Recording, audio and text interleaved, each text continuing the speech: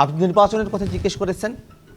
বাংলাদেশে এখন তফসিল ঘোষণার পরের যে মুহূর্ত, সে মুহূর্তে পরের দিনই শরীফ ওসমান হাদি ভাইকে গুলি করে হত্যা করা হলো। এবং আমরা নির্বাচনের তফসিল ঘোষণার আগের সময়টাতে দেখেছি যে কিভাবে মানুষকে পাথর মেরেও হত্যা করা হচ্ছে, কিভাবে মানুষকে গুলি করে হত্যা করা হচ্ছে।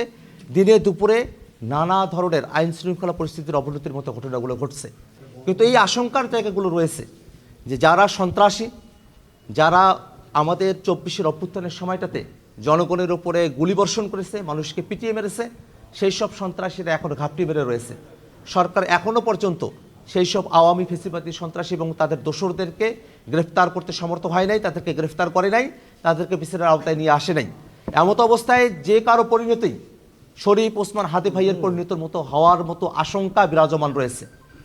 আমরা এমতো অবস্থায় সরকারের পক্ষ থেকে যে নিরাপত্তাগুলোর কথা বলা হয়েছে, সেই নিরাপত্তা ব্যবস্থা যতই গ্রহণ করা হোক না কেন, যদি অপরাধীরা রাস্তায় ঘুরঘুর করতে থাকে, যদি তাদেরকে গ্রেফতার করে শাস্তির আওতায় নিয়ে আসা না হয়, যত বড় বুলেট প্রুফ গাড়িতেই আপনি চড়েন না কেন, যে ধরনের পরিস্থিতিতেই আপনি থাকেন না কেন, কোনোভাবেই নিরাপত্তা নিশ্চিত করা সম্ভবপর হবে না।